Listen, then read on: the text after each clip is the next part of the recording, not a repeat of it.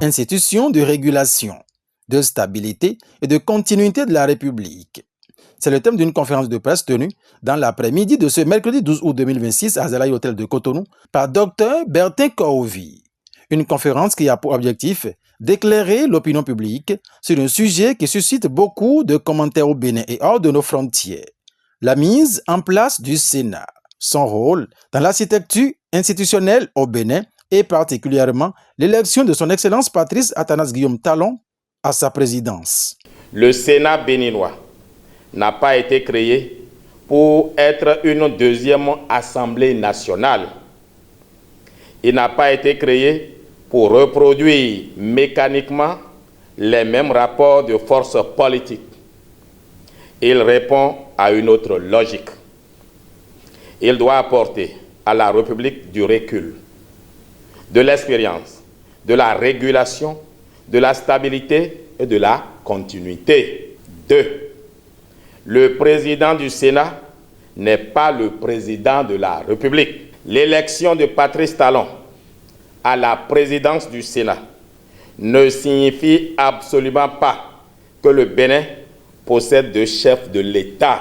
Il n'y a qu'un président de la République et il s'appelle Romuald Mboueke Wadaï. Le président du Sénat exerce, quant à lui, une fonction parlementaire et institutionnelle. Il ne gouverne pas le pays. Il ne dirige pas le gouvernement. Il ne se substitue pas au président de la République. Il préside une institution nouvelle dont la vocation est précisément de contribuer à l'équilibre et à la régulation de notre système institutionnel. Le pouvoir exécutif, c'est à la présidence de la République. Selon le conférencier, le débat démocratique mérite mieux que les procès d'intention. Il mérite une lecture sérieuse des institutions. Le débat du pluralisme est légitime et dans une démocratie, l'opposition a le droit de s'interroger. Les citoyens ont le droit de questionner. Les médias ont le devoir d'analyser. Les universités ont le droit de critiquer et le pouvoir doit accepter la contradiction, a-t-il laissé entendre, avant de poursuivre avec la raison fondamentale qui sous-tend la création d'un Sénat. Pourquoi le Bénin a-t-il décidé de créer une chambre haute? Si nous voulions simplement reproduire l'Assemblée nationale, il n'y aurait aucun intérêt à créer un Sénat. Le Sénat doit apporter quelque chose de différent.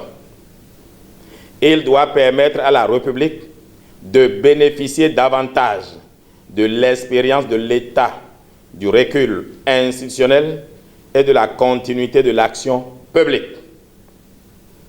La politique électorale fonctionne dans le temps court.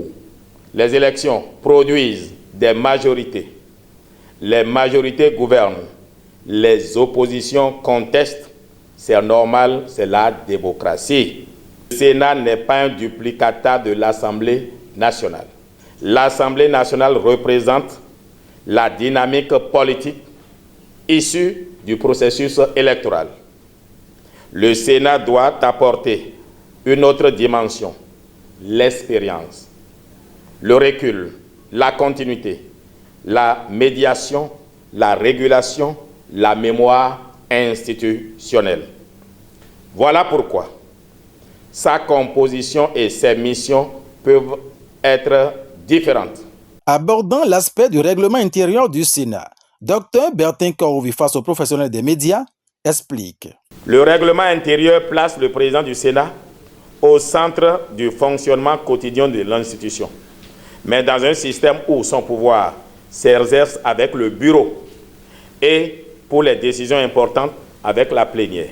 Le président et le vice-président sont élus parmi les membres de droit du Sénat. Le bureau est chargé de la direction et de la gestion des affaires du Sénat. Source, règlement intérieur du Sénat, adopté le 30 juillet 2026. Au thème de cette rencontre avec les professionnels des médias, le conférencier a appelé à une meilleure compréhension des missions et du fonctionnement du Sénat, une institution nouvelle dans l'architecture politique béninoise dont l'efficacité dépendra désormais de sa capacité à jouer pleinement son rôle de régulation, de stabilité et de continuité de la République.